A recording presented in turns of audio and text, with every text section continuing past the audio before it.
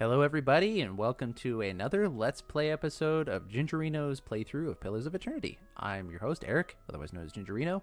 I'm the host of the World of Eora podcast, where we look at news and lore for Pillars of Eternity 1 and 2, as well as Obsidian Entertainment's upcoming release, Avowed.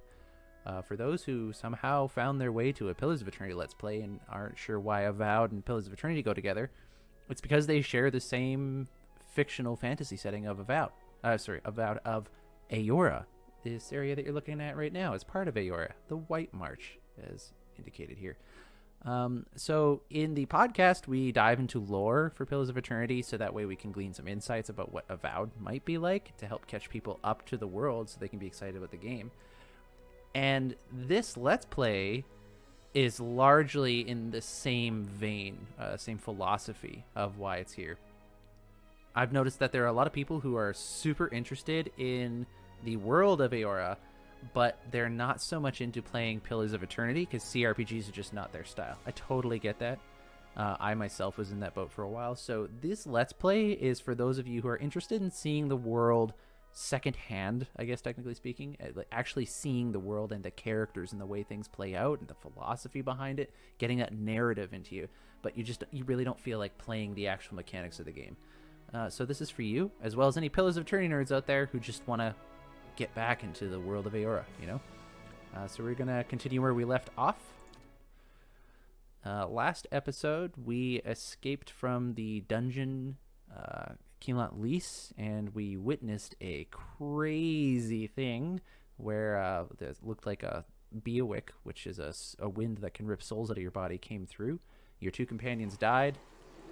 And we traverse through the Valewood to this town you see us in now, Gilded Vale. The entire time, the main character, that's this person right here, was hearing voices and weird things in the background.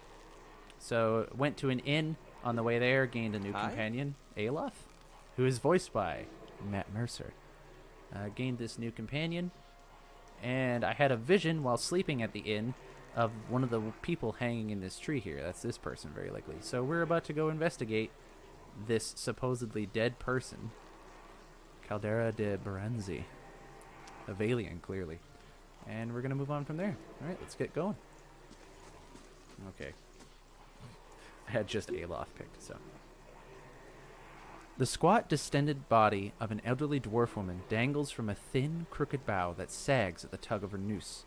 The bloated purple flesh on her neck, worn away in patches like moth-eaten linen, bulges over the rope that suspends her, and her lifeless head lolls forward rigidly from one side to the other when the breeze shifts. You perceive a faint glow around her that casts no light on its surroundings, but there is a tepid warmth to it, and you feel somehow that you could reach out and touch it, not with your hands, but with some aspect of yourself that has no worldly dimension. Reach out for the woman. You take a deep breath, clearing your mind, focusing on your objective. As you exhale, you feel yourself spreading out toward the hanging woman, perceiving all that lies between you and her with new, unfamiliar awareness. Once you have expanded enough to reach her, there is a sudden jolt to your mind, a ringing electrical surge of images and words and sounds. Involuntarily, you shut your eyes and feel yourself being pulled down to some deeper consciousness in a space occupied only by you and the hanging woman. And when you open them again, she is staring at you with eyes clouded in a milky fog, her body still swaying in a wind you no longer feel from a tree that stands planted in a misty void. The woman gives you a slow nod of her head, the rope creaking as she does so, and she smiles at you. Have you come here for me, dear, or have you gotten lost? It is both, I think. Yes? Am I imagining this?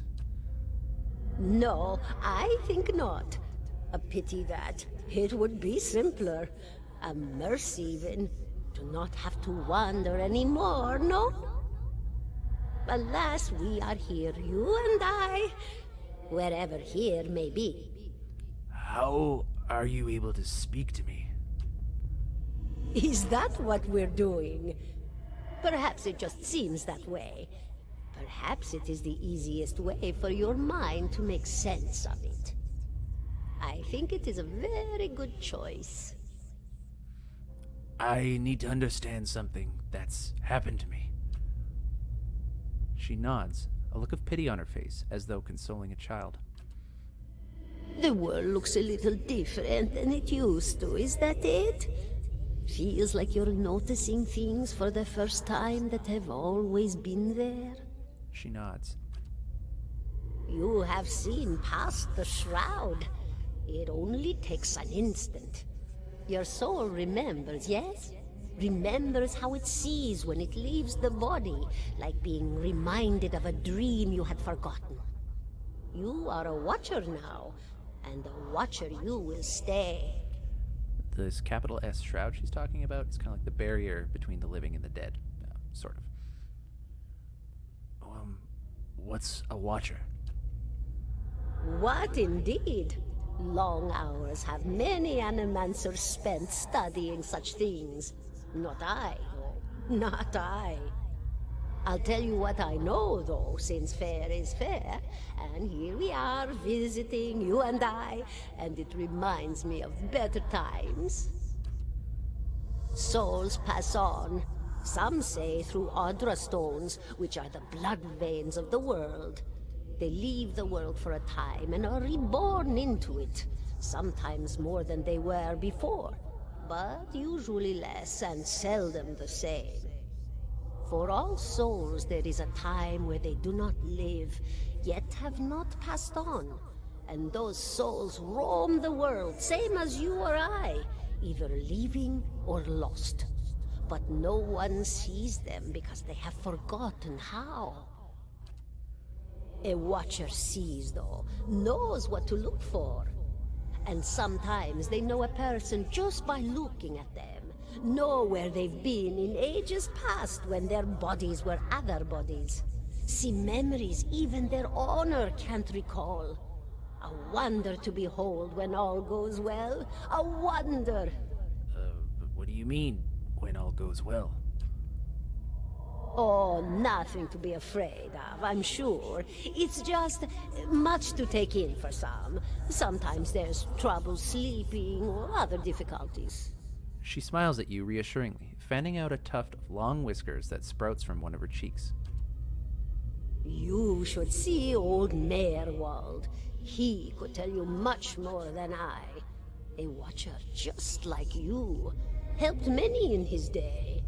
Took up in an old keep no one would claim. Not far, not far. KAD Nua, beyond the Black Meadow. He will welcome the company. I think I survived a bivouac. Do you know why that would be? Did you now, dear? My, that would be something, wouldn't it? Could be luck, could certainly be. A storm can be a careless thing. Or maybe it got its hands around your soul but couldn't pick it up. A soul can be heavy if it stayed in one piece through its time. Strong souls, we call them in the trade. Cold, I mean. Called them. Those days are all behind me, no? You said souls break apart over time? Oh, yes. Entropy. Rimagan's work. We know little of why or how. We lose pieces of ourselves when we die and pick up pieces of others when we are born again, but less than what we lost. We tried to stop it with the animantic sciences, but with little success. No. This is a big piece of lore. You don't even realize. Yeah. A very small few resist Rimergan's influence and stay together through some force of defiance, at least for a time. But they all succumb eventually, I think. I want to know something about you. Me? I'll bore you to tears, though. Who are you? And here I thought you'd come to visit me in particular. Caldara de Baranzi, of the Valian Royal Academy of Animantic Sciences. Not the greatest of their number, but I came here all the same because this was where help was needed. This is quite interesting, actually. So, well, first off, her name is very indicative of a Valian name. And so if you're familiar enough with the game, you would have seen this name and went, yeah, that's a Valian woman for sure. There being a Royal Academy of Animantic Sciences indicates that in Valia, Old Valia or Grand Valia, wherever she is from, that they have not outlawed animancy. Which is important to note because in another empire, the Aedir Empire, they have outlawed animancy. So it's just an important part of this world, animancy, and how the people react to it. And in this game, we're going to be exploring the narrative of animancy quite a lot. Well, what happened to you? She laughs, a rasping, choked cackle escaping between rows of buttery yellow teeth, causing her body to bob up and down with each spasm. Seeing your blank expression, she catches herself.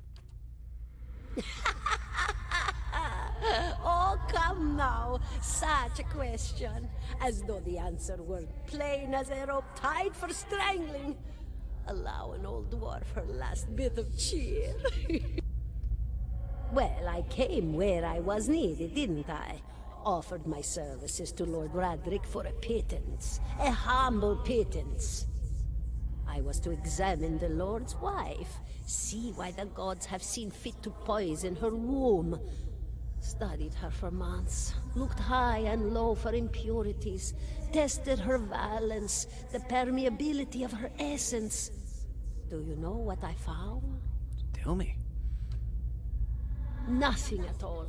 A healthy woman, head to toe, blessed with a beautiful soul. Such a sweet woman, too. Meek, but warm-hearted. A few months' time, and the lord of the house demanded answers. For a time, I told him what he wanted to hear. Oh, yes, my lord. She is riddled with imbalances. I must have time to cure her. As the birth drew near, he grew impatient, as lords do. And this is where I've ended up. What's an animancer? A student of the soul.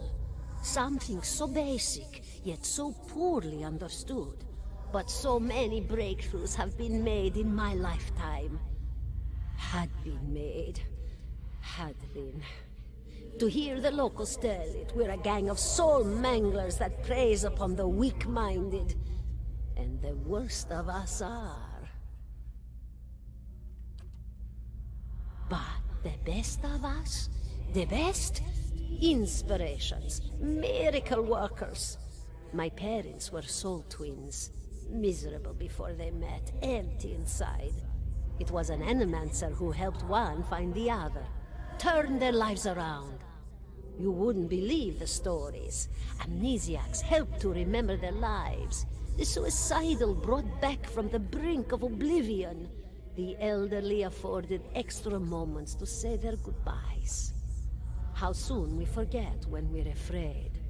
This is actually a really good example of the positive effects of animancy. I mean, the idea of there being a soulmate, for example, people finding each other, and then all this positive mental health things, benefits that they can offer. So, that said, there's obviously a lot of risks when dealing with the soul and performing scientific experiments on it.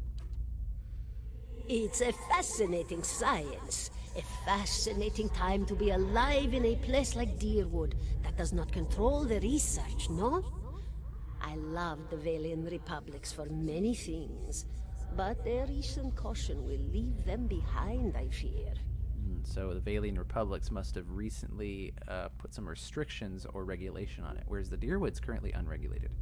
Now, animancy is often thought of as a magic because it's got mancy in it, but it is actually a science. I had other questions.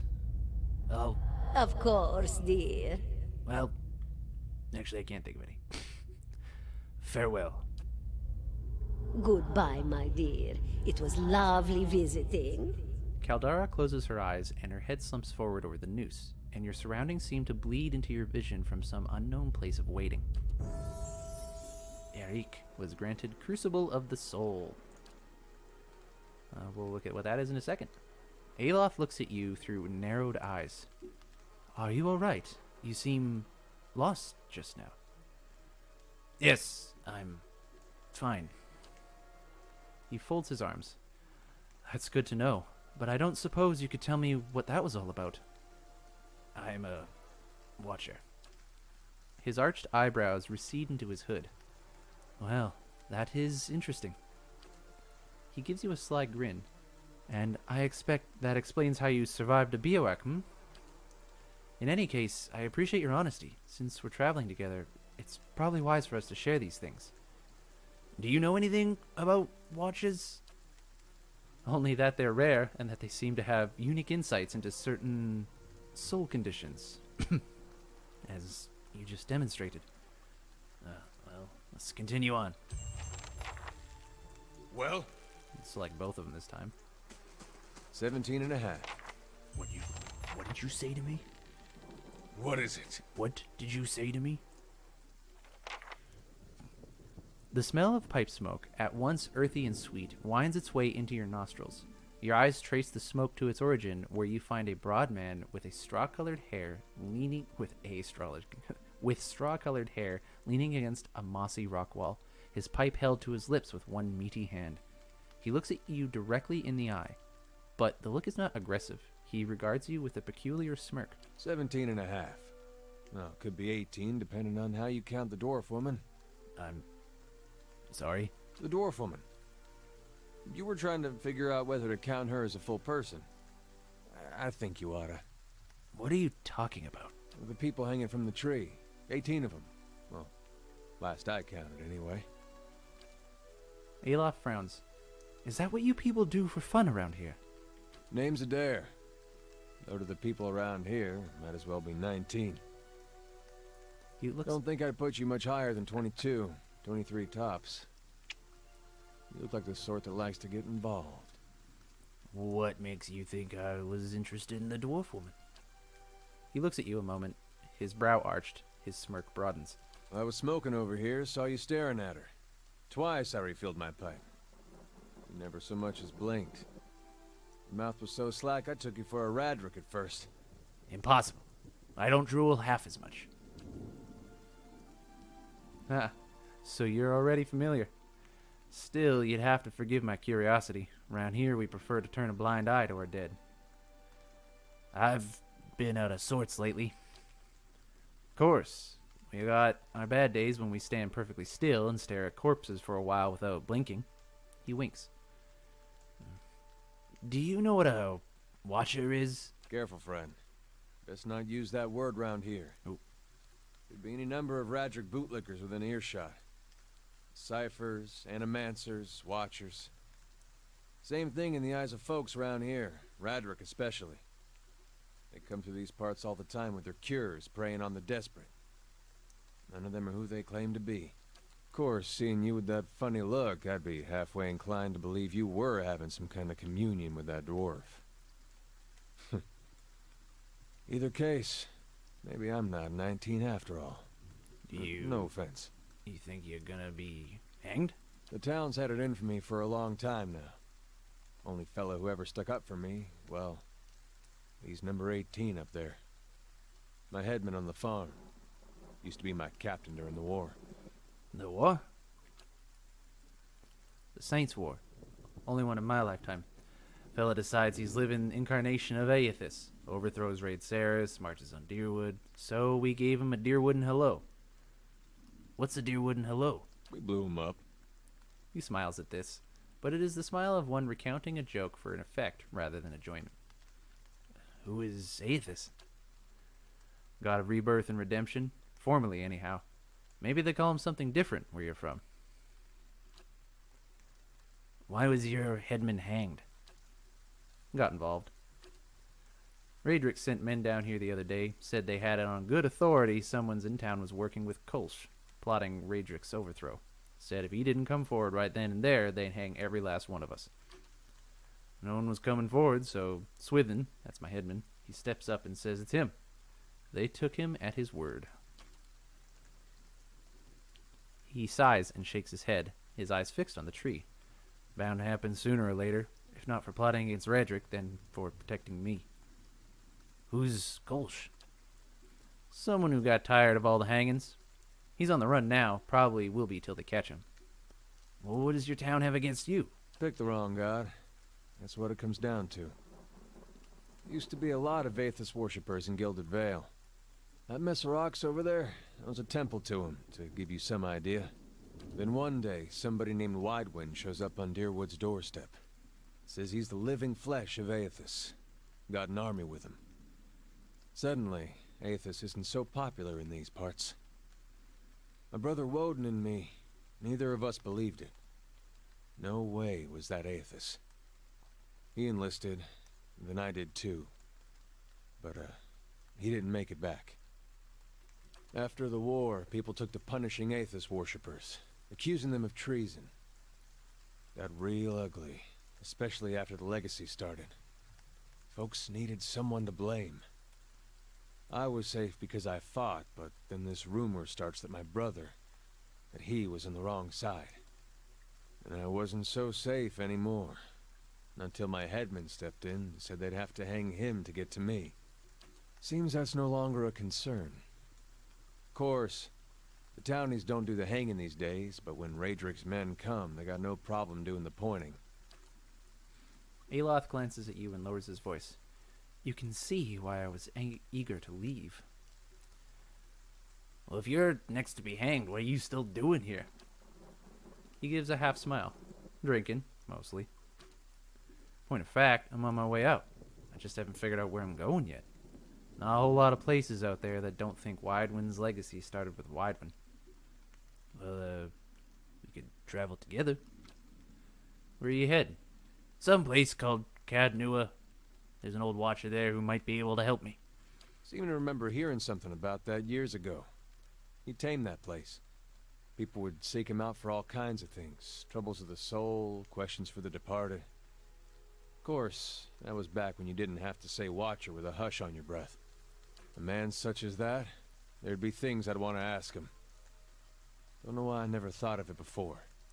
Not sure how I feel about setting out with a stranger, and a strange one at that. But, truth be told, you might be the only one in town who wouldn't feel some relief seeing me swing from that tree. There's a fine reason if I ever heard one. All right, then. Guess I'll do some sightseeing. Long as you're not the one picking the sights. Well, let's get going. I have gained the follower, Adair. This is what Adair looks like. And this is what Adair is like, mechanically speaking. What was that thing I just got? Crucible of the Soul is this ability I just got after talking to that dead woman in the tree. Once per rest, fast, blah blah blah. Drains 10 burn damage as endurance. The Watcher unravels the vital essence of his or her enemies, gaining endurance in the process. Nice. So I burn damage people and I gain endurance for it. Yeah, good stuff. A little healing ability there. So, where are we off to? Let's see the quests here. I am sticking as much as I can to the mainline quests, the side quests such as Fragments of a Scattered Faith, which is Adair's side quest. I will not be purposefully pursuing, although very likely we will end up doing some of that. So now I have to travel to KAD-noo-ah.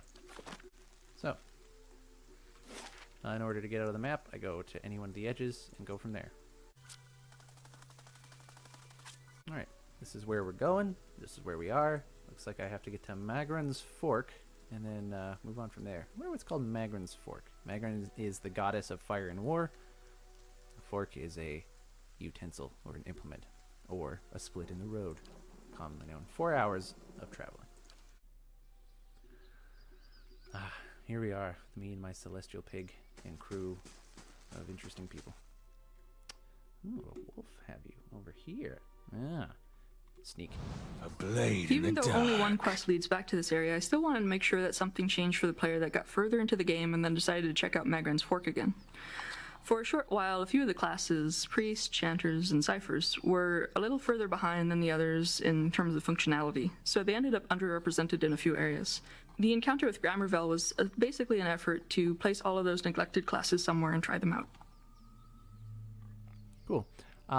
Going forward, just so you guys are aware, there is developer commentary that might kick in. I have it enabled for your guys' benefit. If you're not interested in seeing that, just hit the little scrolly thing for this video ahead until you see that that symbol in the top right corner is gone. Also be aware, though, that there are occasions where the developer commentary might spoil even tiny narrative details. I don't think major ones, but if you want to avoid spoilers, I don't have them all memorized, so consider skipping it if you're trying to have that as well. But if you don't care about spoilers, then all power to you. All right, we're going to take on some of these wolves here. Ooh, but first, I can level up. Now let's destroy the wolves first. I'm just going to unsneak. I'm just going to go for it. All right. So Adair is a fighter, a lot like Kalisha from the first episode, if you'll remember. He can knock down enemies. So Aloth has a wand, so he can do some distant attacks, so some ranged attacks. Alright. As you can see, with the AI on, they pretty much just do their own thing. It's super easy. Yes. Alright, Aloth has also leveled up, so we're going to do some leveling up stuff right now. Starting with our character. Yeah, Eric. The raspy sounding godlike chanter. I'm mostly, hey, I'm a pretty average fire godlike chanter guy. I have a lot of lore, and I do anything I can to increase it. When I have extra points left over from leveling up, I like to put it into something else. I'm not sure what. Probably survival and stealth at this point in my story, because they are at 0. Yeah. Phrases. If you remember, as a chanter, a chanter will chant his chant when combat starts, and he chants phrases. As he chants phrases, he develops magical power, which he then uses in an invocation. So the invocation is the spell being cast.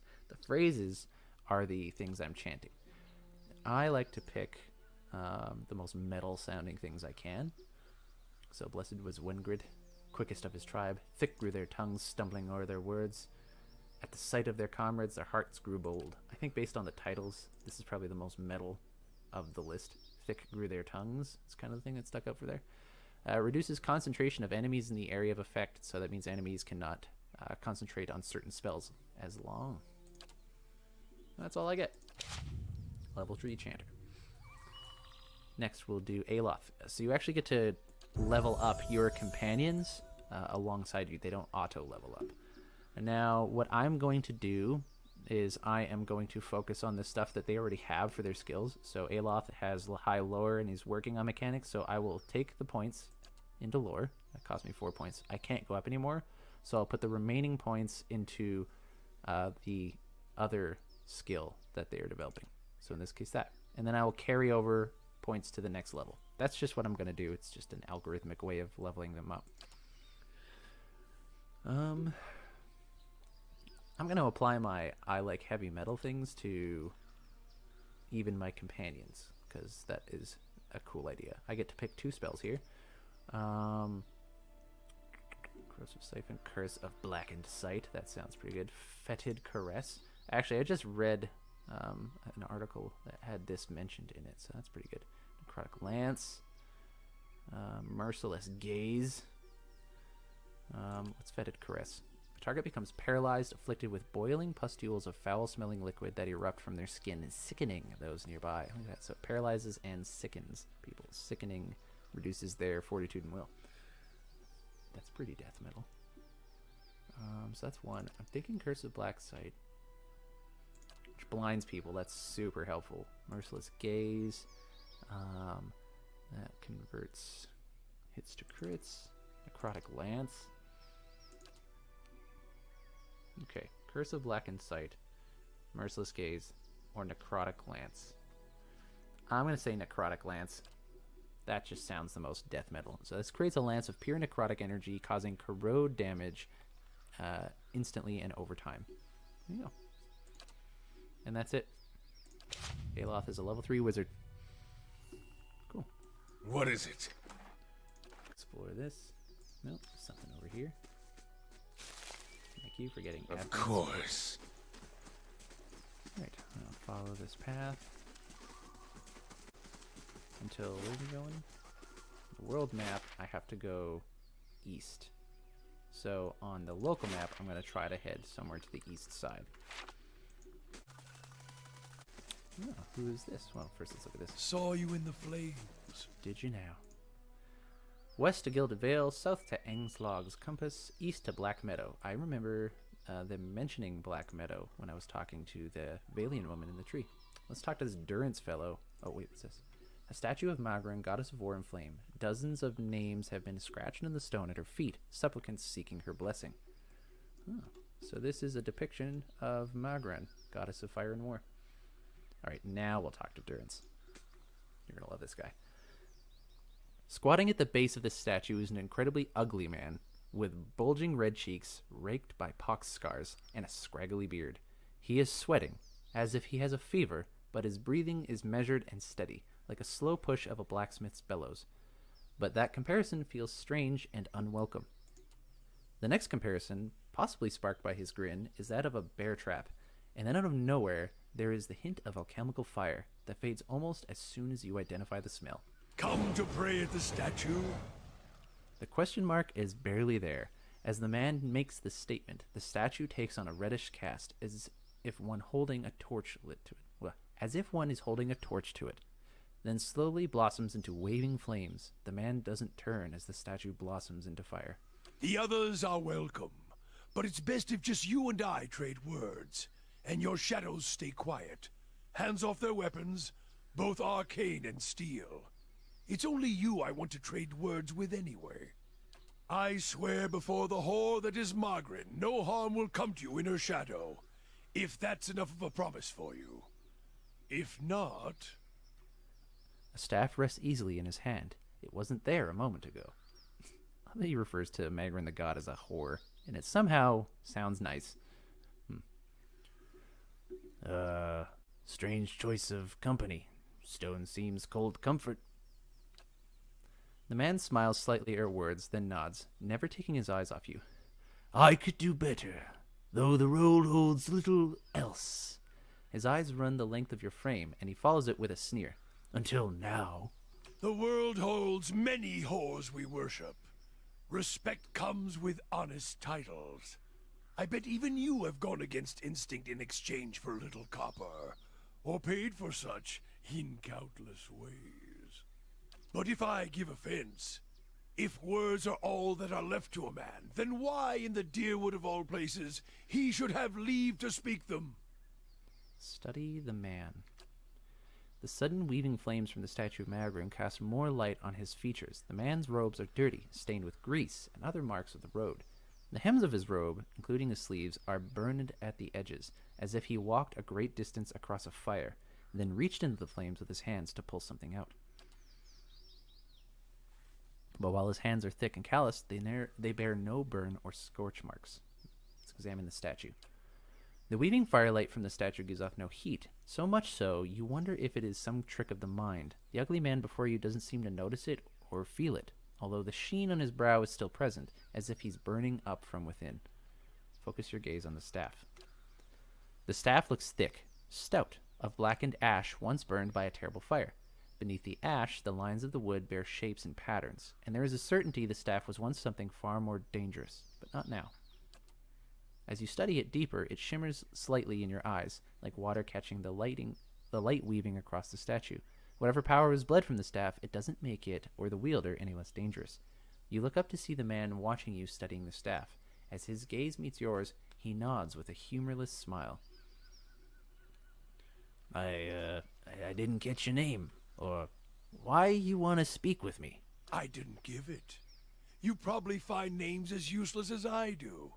The names that litter this world like debris are hard enough to wrap around the tongue. And what do they matter? It's what's beneath the skin and the letters I care about. What burns within. It's more important to me you're a watcher than whatever culture or accent decorates your letters like awkward crowns. Take pride in your actions, not where you hail from. Or how your name rolls off whatever liar's tongue coats it now.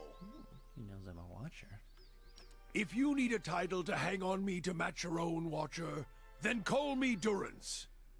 And as you observe souls, I test them. How do you know I was a watcher? Durance shakes his head, and his hands curls tightly on the staff. I can see the questions bubbling up. Let's burn them away one by one. I am a missionary. I walk this diseased nation with its heathen, its people so careless with the spirits of others and their own, watchers among them. Yes, I know you for what you are, and your name doesn't interest me. Names are for honest folk, and you are a crack that shines light from another place. We're meant to travel together, you and I.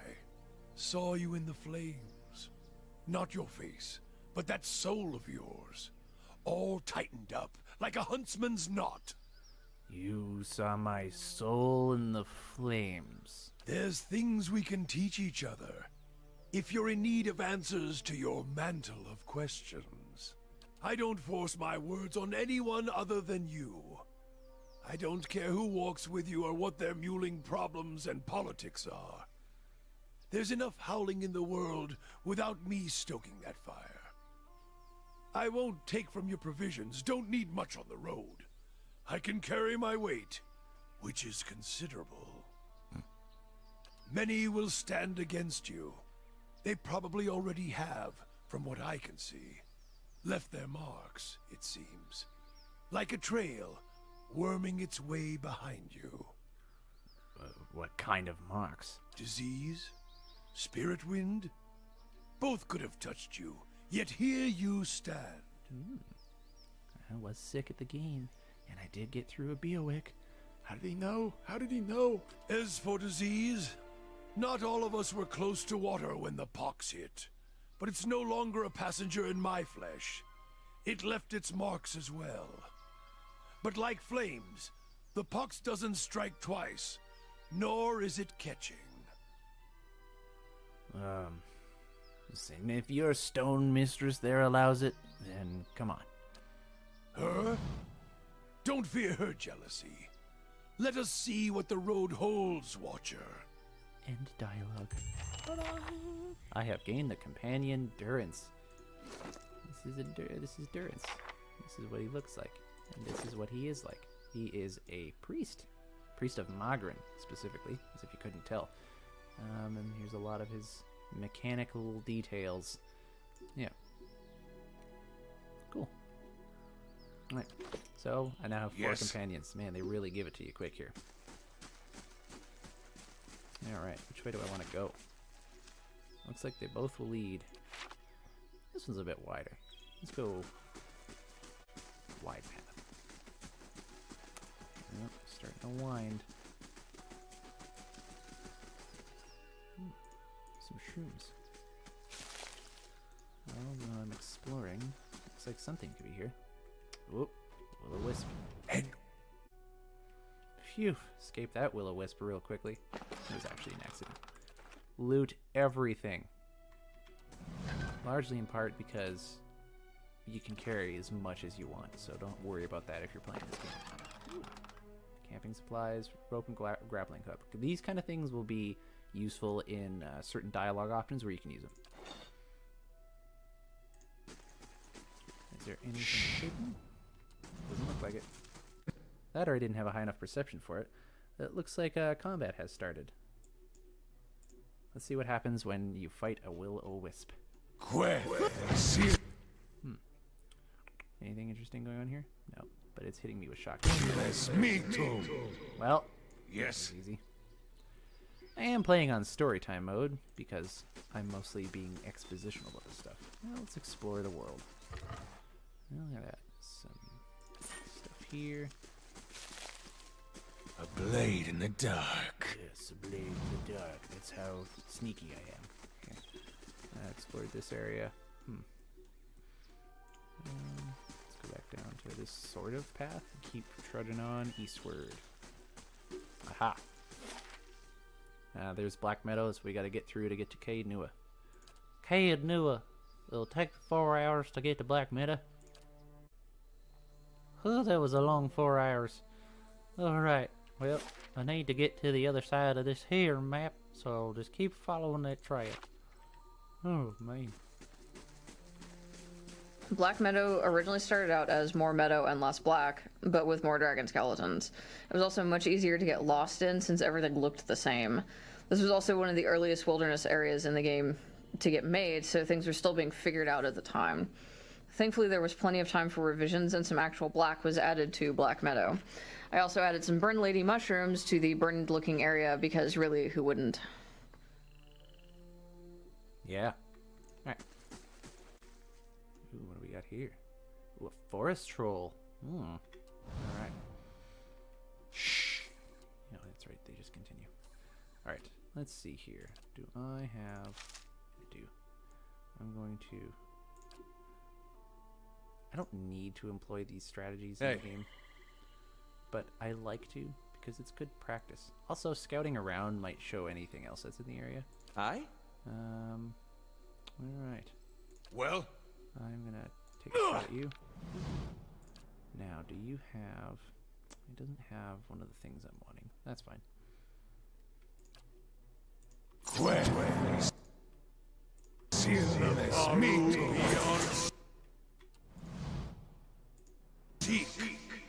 Alright. Aloth, you can cast. I'm just casting things for fun. I could probably just beat him to death if I really wanted to. Keep your... What is this? Durance's staff, that's right. So much for you. You're supposed to go here and then here.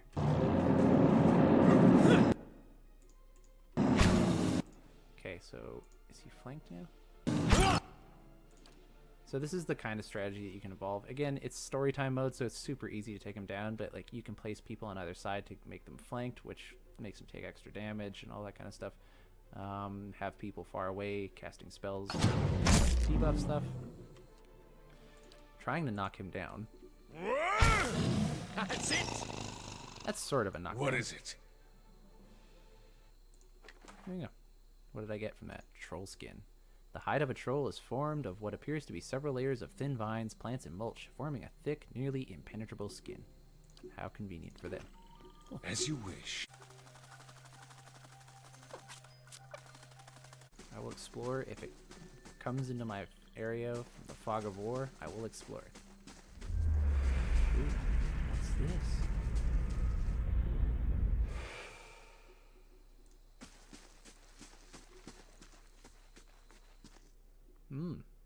Another forest troll. Alright. So let's see what happens if I just go straight for it.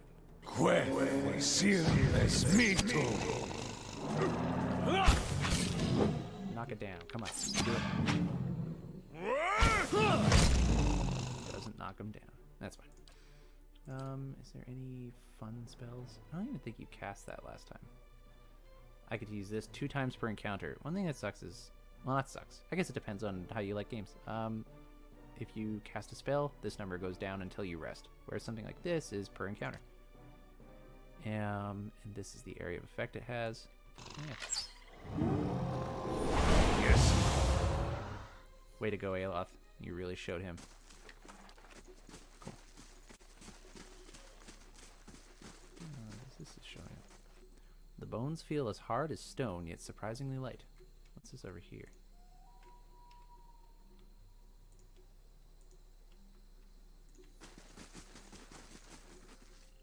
Field mice scatter, crawling beneath the beast's teeth. Cool. Heading to Caed Nua, where I'm gonna speak to Merwold and find out what's wrong with me. 18 hours. Cool. The old watcher, enter the keep. Alright, so I am at Caed Nua, where I'm trying to find this other watcher. Apparently, his name is Merwold. And you can tell Caed me... Nua, or the player's stronghold, was one of the more technically challenging levels in the game. Not only is this level the player's home base for most of the game, the design had to conform to specific constraints based off the system we use to dynamically alter the map as the player upgrades their stronghold.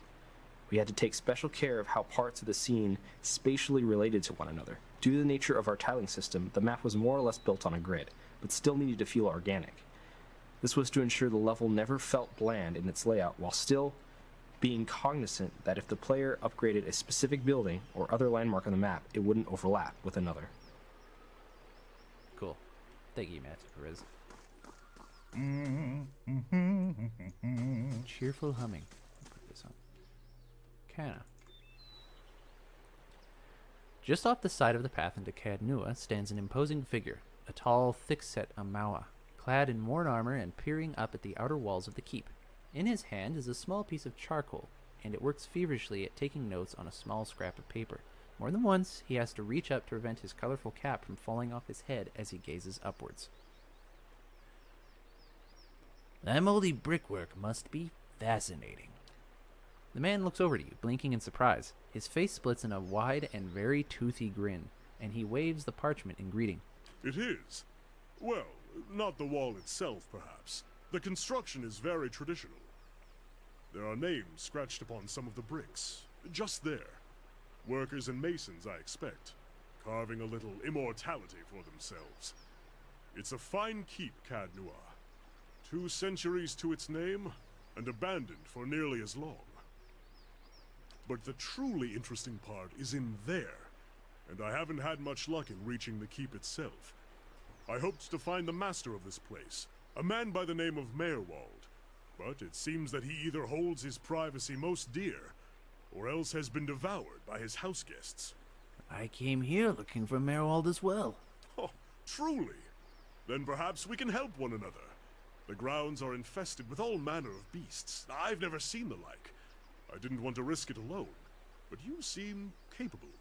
Together, I'm sure we could manage it. And then we can both ask our questions of Merwald. I love it in RPG games when they're like, you seem like a capable lad. Yep, I love it.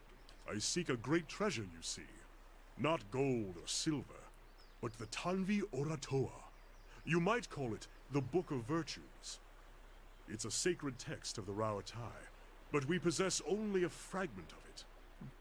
This is a very indicative pronunciation and the kind of word of Rauataians or Huana, I suppose, a lot of Amauan cultures. The Rauatai is one of the other major empires in the game, along with Grand Valia, as well as the Aedir Empire.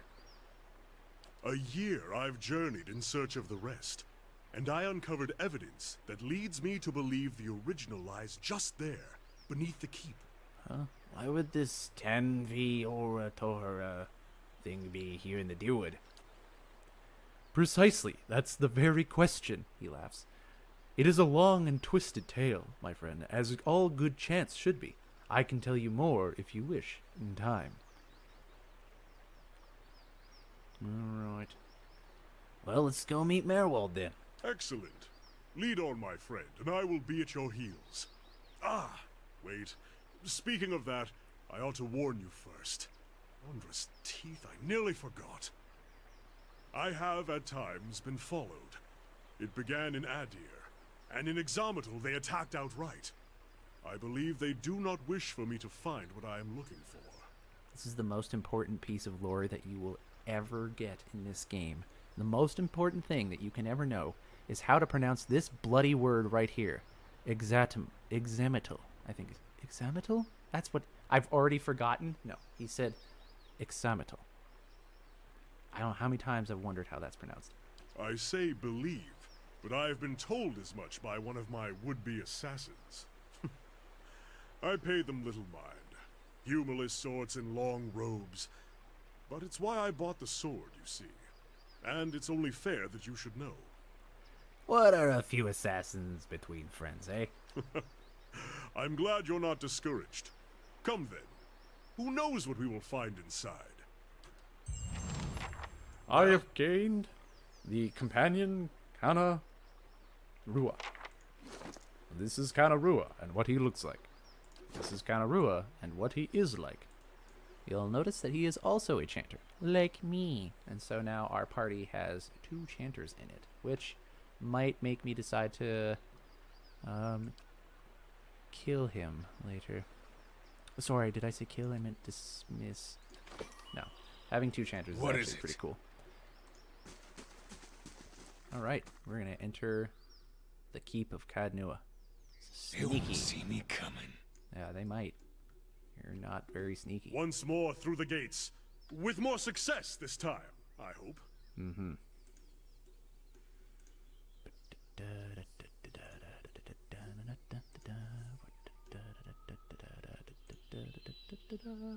I'm tired of sneaking. Ooh, a shadow. Let's sneak in. I shall be discreet. Let's see what happens when I shoot at a shadow. No prisoners! Cool. Can you knock down a shadow? Hey, How may I help? Whoa, and he just poofed over here. Okay, well, I still want you to do that knockdown thing. You get to use your grimoire. Slam here. Boom. What can you do? Do it. What can you do? Also do it. And then you switch back and just go for it. Wow, you guys showed him what for. Okay, and you're gonna do this again. Do your little grimoire slam again. Where are you at? Oh, you're over there. You're just gonna have to go for it. Alright. Actually, let's have them all get rid of this shit. That's it. Okay, so the Phantom's almost dead. No one here is even close to having their endurance down to 0, so I'm not really worried about what's going on. If you are ever having trouble in combat, pause it. You come over to this little screen box here, and you click on the 2 swords crossed, and you can look at the things that are going on here. So combat started now somewhere up here. And they can show us who is doing what, where you may or may not be having difficulties, what happens to you. The Phantom grazes me for freeze damage, and it hit with an additional effect. I was stunned for 1.8 seconds. That's why I had that little lightning bolt next to my character. Right, so this can be really useful. If you're playing on a hard mode, you really need to look through this sometimes, because if you're having trouble with a particular encounter, it's a lot like a puzzle game in some senses, where you can actually just look at what's going on, seeing what's stopping you. You will notice, I've mentioned this before, that you get experience for encountering new enemies, but you don't necessarily get experience for killing them. So you can actually play the game stealthily and still gain experience to win the game. I see him as me too. I think that was an Engwithan chant.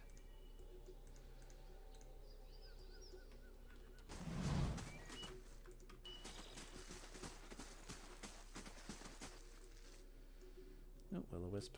I am more interested They won't see me coming. this. One side of this pillar is graven with hundreds of whorls and ridges. Even under a layer of grime and moss, the Adra gleams. So this stuff that's sticking out of the ground are pillars of Adra.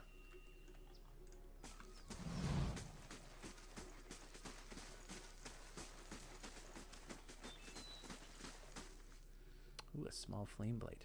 All right. Keeping an eye out.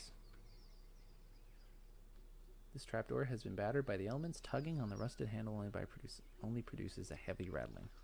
Cool. Well, All right, let's see what happens if you just attack a small flame bring blade. them down. Okay, I'm not gonna sneak anymore. Well, I see him as me too. Well, they're very easy to destroy, but they explode. Boom, look at that. Well, Loot, and I get Primal Flame. This bright little flame leaps and sparks with magical energy. Oh, so lovely. well.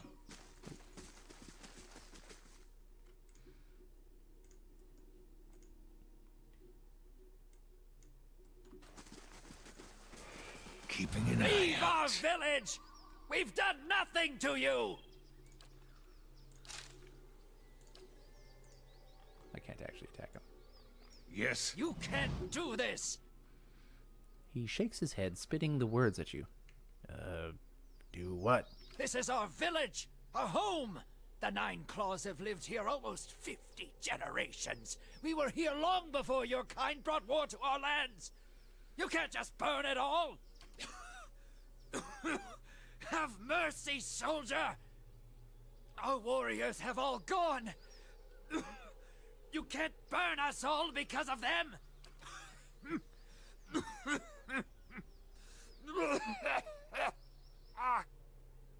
He reaches out to you and opens his mouth to say something, but all that emerges is a series of violent coughs. He falls to his knees, choking on the thickening smoke. Flames overtake the vision as you back away. Yes. That was interesting. The old water. I've entered the keep. KAD-noo-ah is impressive in its size, but little else. Wonder where else we've heard that. Anyways, little joke. See, keeps in the middle. Blah, blah, blah. Cool. Dum, dum, dum. As you wish. Clear. Oh, enemy. Cool. Of a deer and mink. They like their archways. Nice. So this yellow bordering on a weapon or armor or what have you means it's a unique item, and I will be reading the lore for it because sometimes we learn some pretty deep stuff about this world from it. So this is Whispers of Yenwood. Yenwood is one of the earldoms in the Deerwood, which is the nation that we're playing the game in. Yenwood used to be its own earldom, but when the Deerwood was achieving its independence, this earldom was seen as kind of a betrayer earldom, so it got appropriated into either the Grasp or Coldwater. I want to say the Grasp. No, I want to say Coldwater. Another earldom. Anyways, here's the lore that it comes with.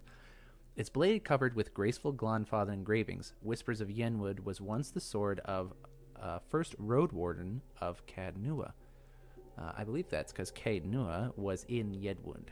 So we would be in Yenwood right now, if that was still alive, a thing.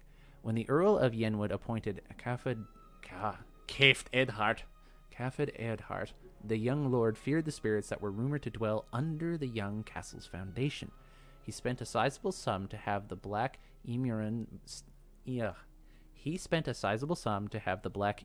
steel blade forged, shipped to the Eastern Reach for engraving by the Earl's Glanfathan slave artisans, and enchanted in New Dunnard. So he shipped to the Eastern Reach, but they're already in the Eastern Reach, aren't they? For engraving by the Earl's Glanfathan slave artisans. Ew. So, yeah, that's something there for you. The Glanfathans, the local native tribes of the area, that were slaves at one point. New Dunnard was the name that Defiance Bay, the city, is now. We'll see that later. Caed is known to have used the sword in the Battle of Old Garon, and to help the neighboring Raedricks suppress an uprising in Gilded Vale, but there is no recorded use of it in Caed Nua. That town we were in, Gilded Vale, is overseen by Lord Raedric. Over time, is it Caed or Caft? I don't know. Over time, Caed began to believe that the sword had been cursed by the Glanfathan artisan who decorated it. He confided in those who close to him what he thought the spirits of the dead were speaking to him through the blade while he slept. One evening, against the pleas of his wife and the soldiers, a maddened Caed carried the sword deep into the misty woods of Glanfath. That's the name of the area that the Glanfathan tribes reside in. His body was never recovered, but the next road warden the Earl assigned to Caed Nua found it waiting for him on the throne in the keep's great hall. None of the soldiers could explain how the sword had appeared there. No road warden has carried the sword since that day. Cool. All right. I'll take that. Sneak over to this description of a table. This is the Great Hall of the Stronghold. There's a lot of work going on behind the scenes here. Much like the exterior of the Stronghold, all the content of this area had to serve multiple purposes and be conditionalized by various stages this area can be experienced in. When the player enters this scene, it is supposed to look like it is in complete shambles and haunted. There is combat in this level and the scene with the steward of Caed Nua. Once the player unlocks the Stronghold and upgrades this area, however, it becomes a warm, grand, and inviting area where visitors will appear. On top of all of this, the level also had to serve the purpose of a battle arena in instances where the player's stronghold has been infiltrated by the monsters of the Endless Paths. All this was accomplished by making the Great Hall a rather long hall with a great lane in the middle that serves combat tactically. Coincidentally, it makes the Great Hall all that much more great once it has been fully upgraded. Thank you, Matthew Perez. Silmes mito.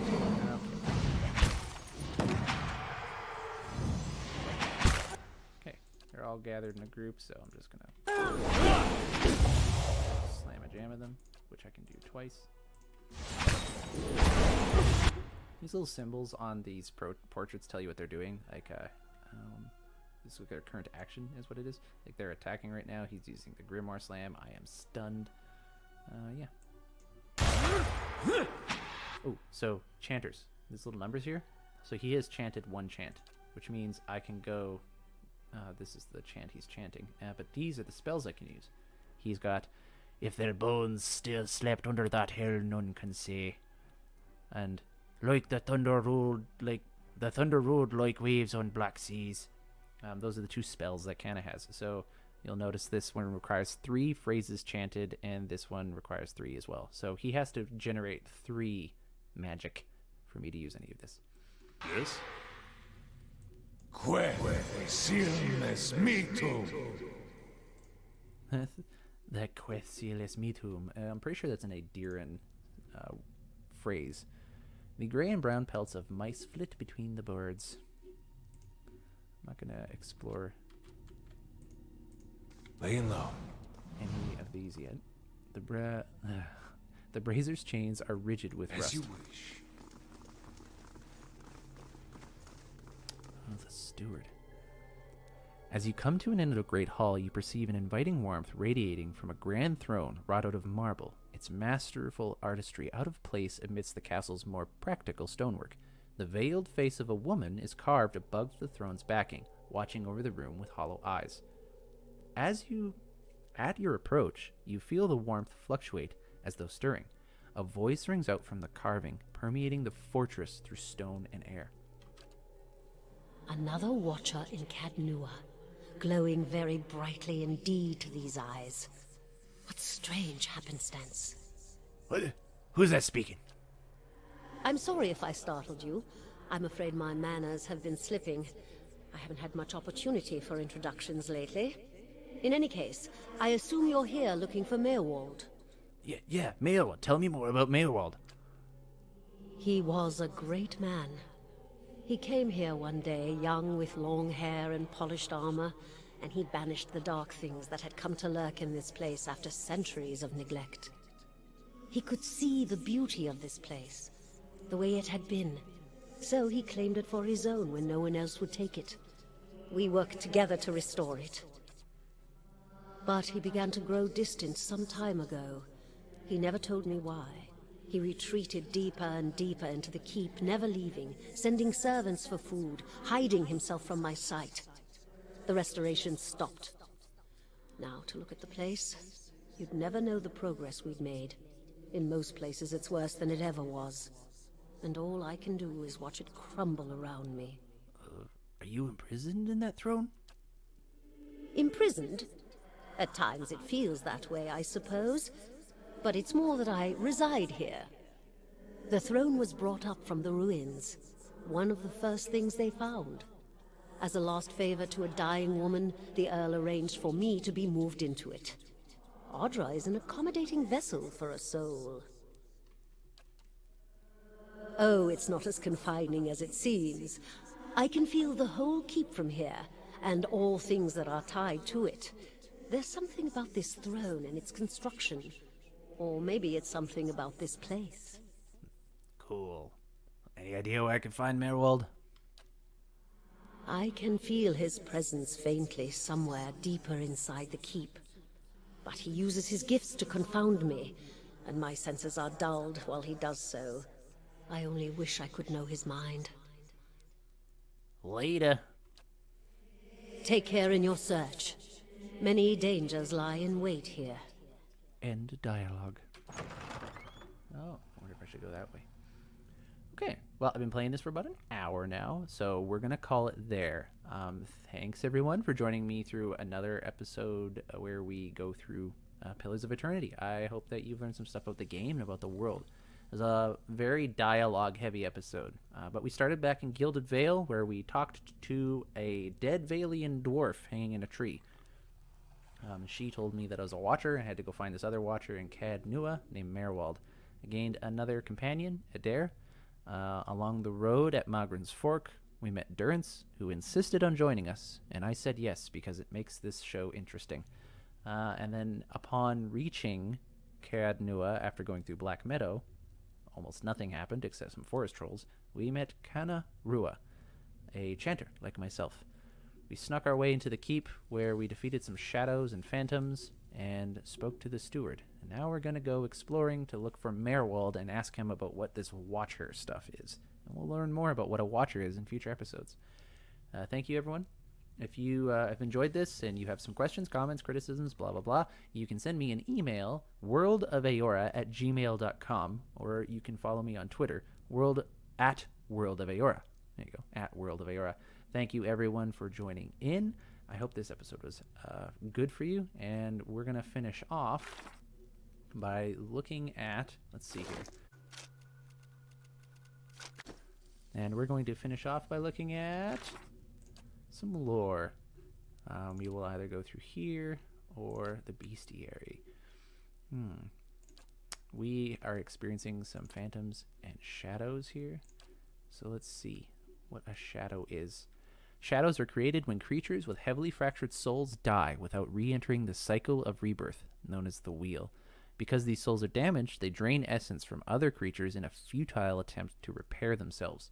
The more essence they steal, the more powerful and dangerous shadows become. As they devour essence, they pick up pieces of corporeal matter, giving them a visible, if indistinct, form.